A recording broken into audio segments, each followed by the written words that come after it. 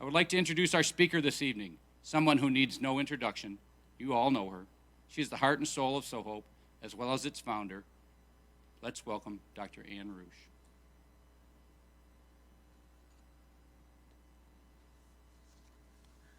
Hi, everyone.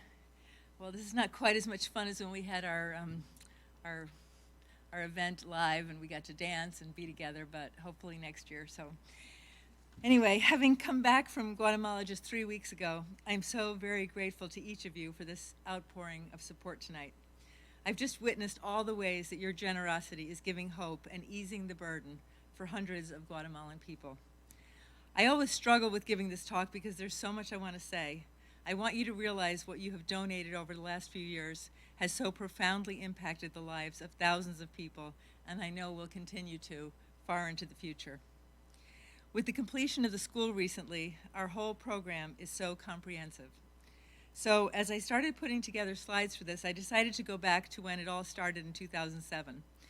As I looked at some of those photos, I thought about how when you step out in faith, just a little step, suddenly an army of people come on board, and the miraculous can be done. Galatians 6:9 reminds us that we should never tire of doing what is good, for at the right time we will reap a harvest if we do not give up. And Job reminds us, behold, these are but the outskirts of the ways, and how small a whisper do we hear of him. But the thunder of his power, who can understand? Yes, there is so much sadness in this world, but there is so much good. We hope to show you tonight the goodness your kindness has brought. So to start with, I want to truly give thanks to 3 women who not only make this event possible every year, but who work tirelessly throughout the year to make these enormous projects successful. Gloria Bagansky has run these LEAP events every year since 2011, and she donates countless efforts of hours throughout the year. Emily Osborne and Cecilia Chowdhury lead our fundraising efforts and do the enormous amount of administrative work that you can imagine has to be done to keep this all going. And truly a very special thanks to the people on our board of directors. While many board members just come to meetings once a month, most of our members are the ones who actually make all of this work happen. They are either working in Guatemala, completing our projects, or up here gaining support, or working with our Guatemalan staff on planning. And of course, so many thanks to the hundreds of volunteers who have helped us over the years. People who have helped here, and certainly those who made the long journey down there. Here is our most recent team who installed all the electric wiring and ran the fiber optic cable so that we can run over 70 computers simultaneously in the school. Of course, none of this would happen without our wonderful staff in Guatemala. I'm very excited to say that all 8 of them are joining tonight from there. Of course, they don't speak English, so I will just wave and say, hola, amigos. Myra Martinez is the director, and she likes to call them a family team. They start their days with prayer every morning, and they are so strong in their belief that all is possible with God by our side. I want to take this opportunity to say goodbye to Don Binkley, who passed away suddenly this year. Don and his musical partner, Dan O'Connor, blessed our event with their musical genius every year since 2011.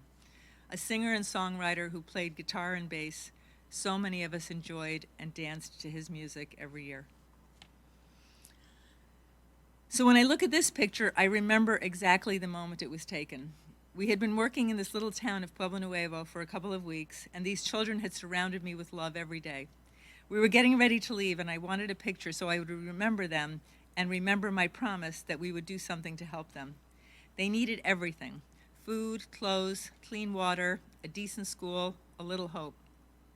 Thinking about the pervasiveness of the poverty seemed daunting, but somehow we came home and called upon friends, and little by little we chipped away at things until we have gotten to where we are today.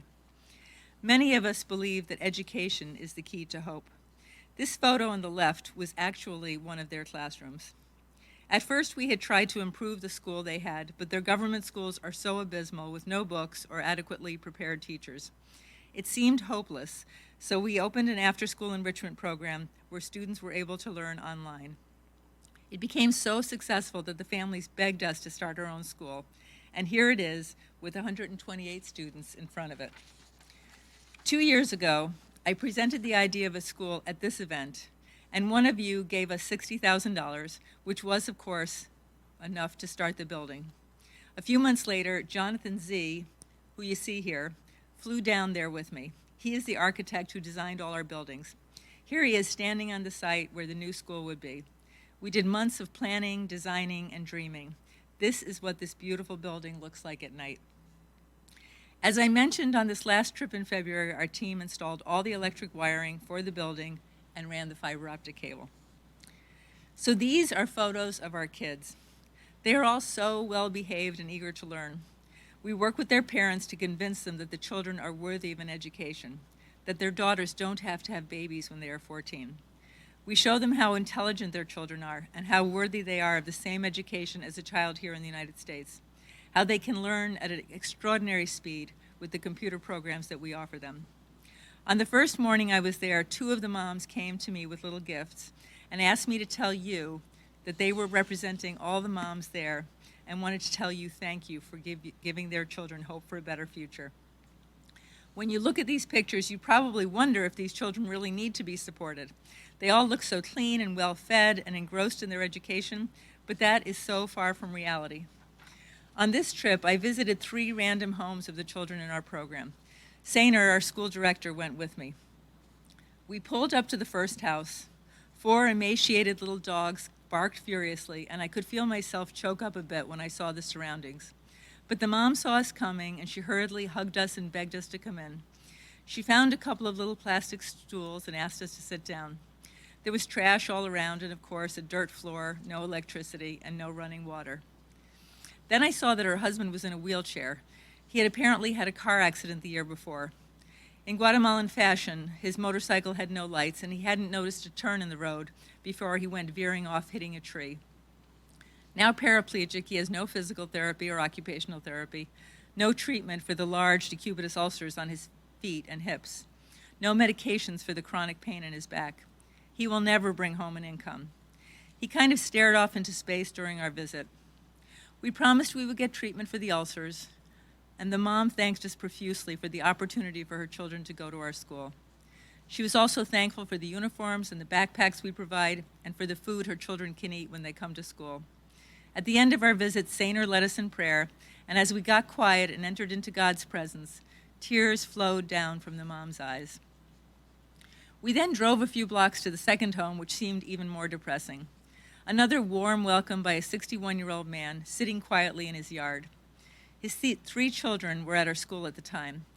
I asked where the mom was, and he responded that she died last year. He said she never complained. She was just hanging clothes one day and started vomiting blood. They tried to get her to the hospital, but she died on the way. He was not really sure what happened, just said that God must have wanted her. He was so thin, and everything seemed so stark. I felt so uncomfortable. I wondered if there was something specific we could do, and kind of stupidly, I asked if there was anything in particular that they needed. He leaned back and gave a laugh. What do we need? We need everything. We have nothing. Yep, we have nothing. And he smiled again, and like the first woman, he thanked me for the opportunities our school gave to his children. It somehow didn't feel like enough. Of course, at the outset, we focused on bringing medical care when we visited, but gradually we realized that it was the public health issues that were far more devastating to people's health. This is what they call an aguada, basically just a hole they dig which fills up with water. This was seriously their water supply. A mom brought this little boy to our clinic to see if there was anything that could be done about the scars from the burns he got when he fell into the fire they had in their kitchen, which they used for cooking. Seeing things like this made us think deeply on what could be done. So over the years, we have focused more on those projects, addressing starvation with fish farms, chicken coops, and teaching agricultural techniques. We've tried to encourage people to get purified water with home and community water filters. And to avoid open fires and smoke in the homes, we install safe and efficient stoves. And we just sent down a 40-foot container with 260,000 protein-based nutritious meals. This was the first clinic I worked on in this region of Guatemala, a makeshift gynecology room with plastic walls. At that time in 2007, few women even knew what a pap smear was. I often tell the story of when the first woman came in, I told her what I was about to do, and she ran out. She told all the other women who were waiting, and they quickly ran off. But this is our clinic today. It has 5 exam rooms and is fully equipped with medications and everything we need to treat most types of outpatient issues. We currently use part of it for the students, but once they transition to the new school, we will use that area as a cytology lab and training center. One day we drove up, and if you look closely at this picture, you can see a double rainbow over it. Supposedly, a double rainbow is considered to be a link between heaven and earth, symbolizing a new beginning and a big transformation. I guess I don't know if that's true or not, but it seems very likely, given everything that has happened. And the last thing I will mention is our cervical cancer prevention program. We had started doing pap smears back in 2007, but then this beautiful woman named Flory came to our clinic one day with advanced cervical cancer. We actually brought her to the United States for treatment, but she ultimately died a year later, leaving behind her 2 children and husband. The even more tragic ending to this story is that he was in an accident last year and died of complications several months ago. Sometimes the stories down there just seem so incomprehensible. Her death inspired us to grow our program in bold ways.